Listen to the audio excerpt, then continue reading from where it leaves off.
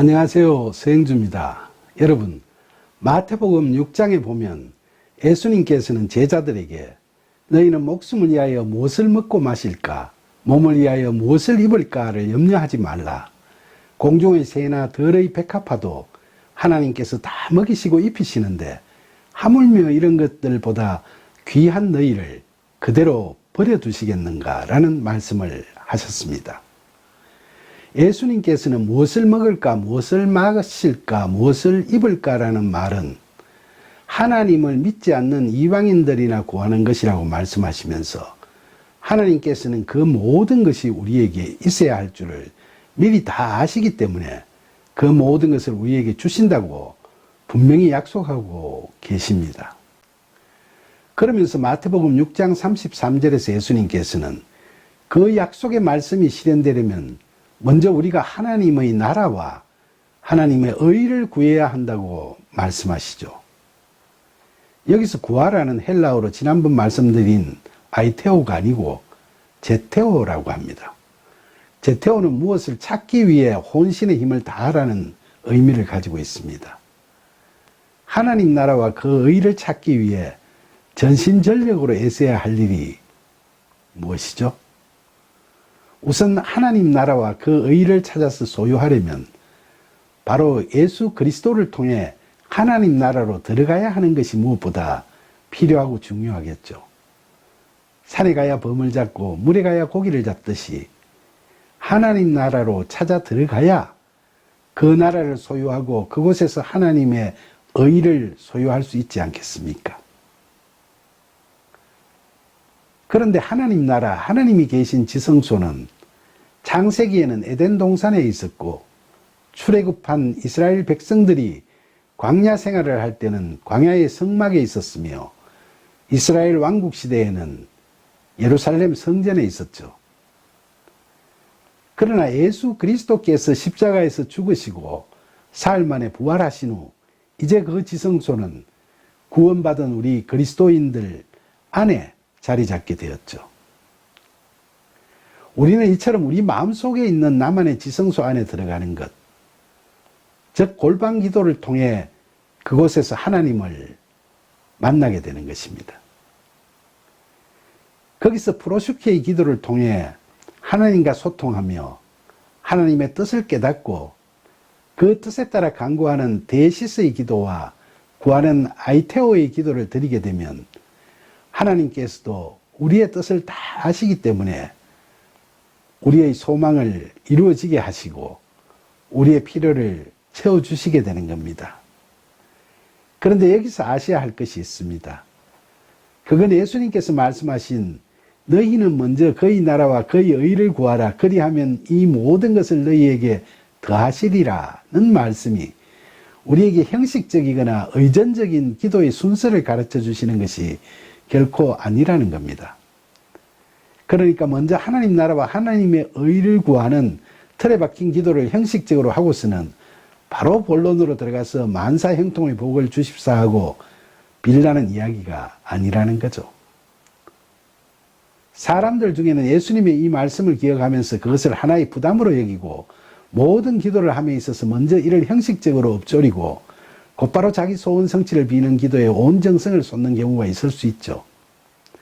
이런 것이 바로 전형적인 우상 숭배를 바탕으로 한 기복신앙인 겁니다.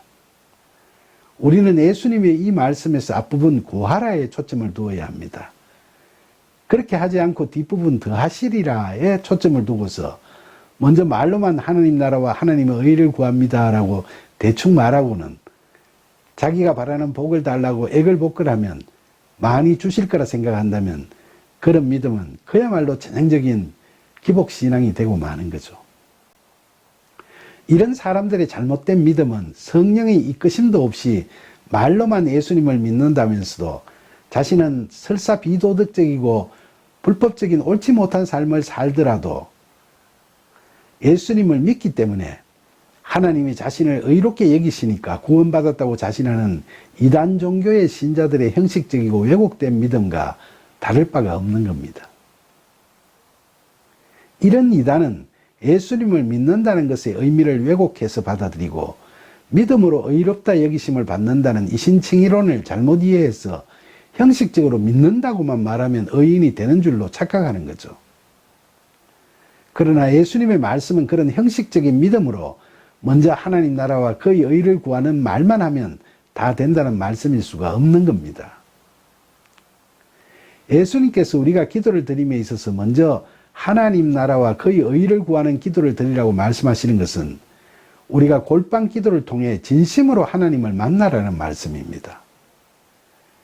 그래서 그 만남 가운데서 프로스케이 기도를 통해 예수 그리스도와 우리가 하나가 되는 소위 엔 그리스도의 경지, 바로 성령으로 충만하라는 말씀인 거죠. 그렇게 되면 우리가 바라는 소망들에 대한 기도를 할 때도 내가 예수 그리스도라면 어떻게 할까라는 물음을 항상 먼저 하게 되면서 성령의 이끄심을 따라 부끄럽지 않는 소망을 기도하게 될 거니까 말이죠. 먼저 하나님 나라와 그의 의를 구하라는 말씀은 허심탄회하게 하나님과 대화하는 프로스케이 기도를 통해 하나님의 뜻을 바르게 깨닫고 그 뜻에 따라 우리 자신이 예수님이라면 하나님께 간구하는 데시스의 기도와 하나님께 구하는 아이테오의 기도의 내용을 어떻게 정하고 어떻게 기도드릴까를 생각하라는 의미를 가지고 있습니다. 그것이 바로 우리가 그리스도와 함께하는 삶을 살아가는 방식이기 때문입니다. 그러니까 예수님의 말씀은 그렇게 우리가 하나님의 뜻과 합하는 기도를 드리면서 내가 예수님이라면 하는 전제하에서 예수 그리스도와 동행하는 삶을 살아가면 무엇을 먹을까, 무엇을 마실까, 무엇을 입을까라고 하는 우리의 세상적인 염려는 굳이 할 필요가 없다는 말씀입니다. 이렇게 말씀드리면 그게 무슨 소리냐, 먹고 사는 게 얼마나 어려운 일인데 어떻게 그렇게 무책임하고 나이브하게 그런 말을 할 수 있느냐고 따지고 드는 분도 있을 수 있습니다.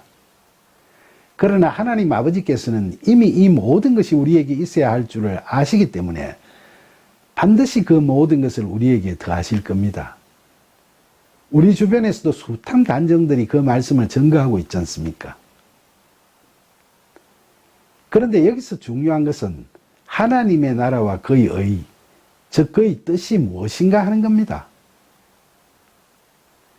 기억하시겠습니다만 하나님 나라에 대해서는 지난번에 팔복을 이야기할 때 하나님 나라의 현재성에 중점을 두고 말씀을 나누었습니다.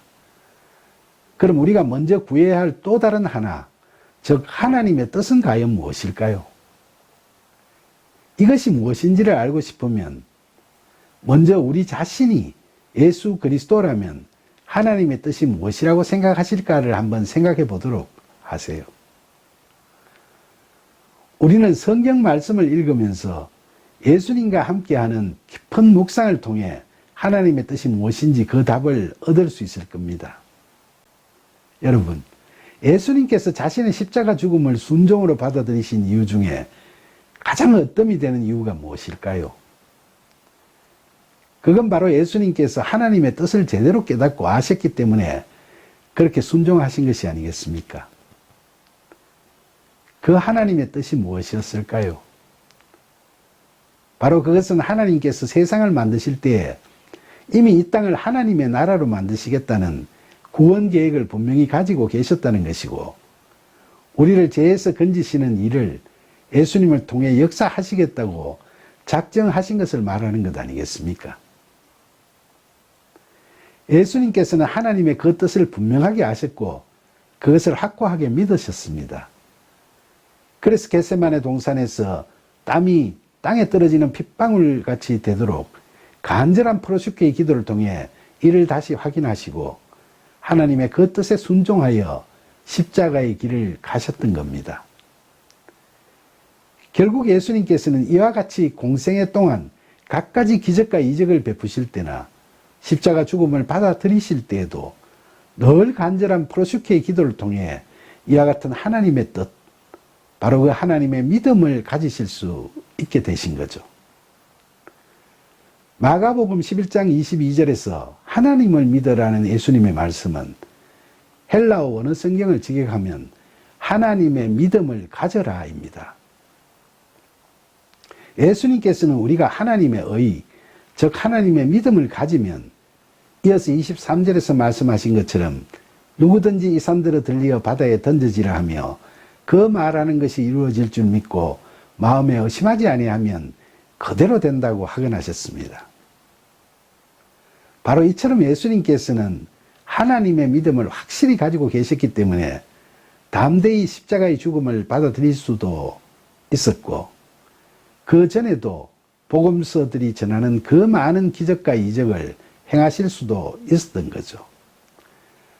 바로 그 하나님의 믿음에는 하나님의 능력, 즉 헬라어로 느나미스, 이 단어에서 다이너마이트라는 단어가 유래되었습니다만, 이와 같은 상상을 초월하는 엄청난 능력이 동반되기 때문입니다.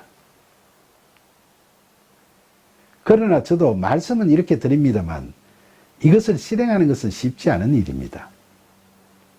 그만큼 우리가 하나님과 또 예수 그리스도와 동행하는 삶을 산다는 것이 말처럼 그렇게 쉬운 것이 아닙니다. 그러나 그렇다고 해서 주님과의 동행을 우리가 그냥 포기해버릴 일도 아니죠. 우리 그리스도인들이 목숨이 다하는 날까지 포기하지 말고 표대를 향해 나아가야 할 길이 바로 이 길이 아니겠습니까? 우리는 기도할 때마다 예수님께서 가르쳐 주신 주기도문을 암송하면서 뜻이 하늘에서 이루어진 것 같이 땅에서도 이루어지이다라고 기도드리죠.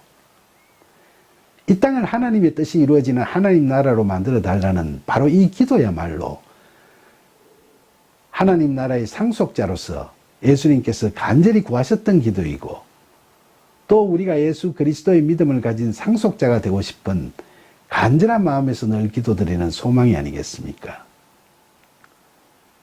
그러니까 여러분, 그것이 아무리 어렵고 우리가 행하기에는 실현 불가능한 일처럼 느껴지더라도 실망하거나 포기하지 말도록 하세요. 우리가 주 기도문에 있는 그 소망의 말씀을 늘 형식적으로 암송하지 말고 진정으로 그런 소망을 갖고 하나님께 매달리면 언젠가는 우리 안에 거하시는 성령 하나님께서는 분명히 우리를 도와주실 겁니다.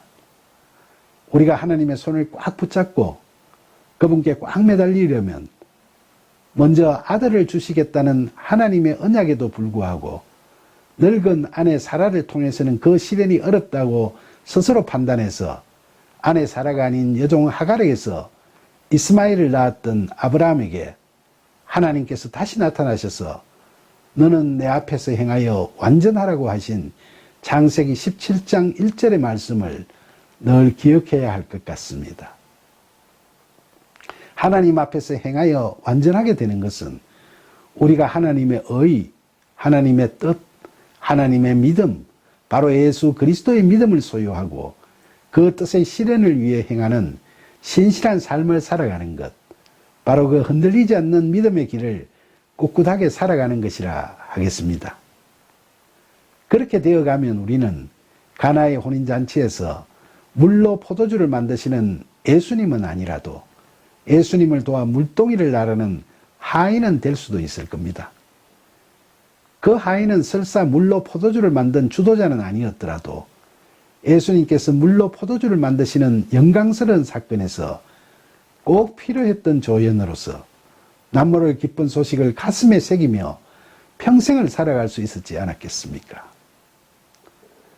설사 우리가 나는 공고한 사람이다 라고 탄식하던 사도 바울처럼 늘 연약하고 흔들리는 나약한 존재일지라도 우리가 신실하신 하나님의 손을 꼭 붙잡고 하나님의 믿음의 상속자이신 예수 그리스도를 바라보고 살아가면서 매사에 있어서 먼저 하나님 나라와 하나님의 의를 구하면 우리는 반드시 이 땅에서도 하나님 나라를 경험하고 그 안에서 하나님의 영광을 배울 수 있게 될 겁니다. 그러니까 주님을 바라보면서 우리의 소망을 기도 드릴 때마다 먼저 하나님의 나라와 그의 의를 구하는 신실함을 이처럼 늘 잃지 않는 저와 여러분이 되기를 간절히 소망합니다. 감사합니다.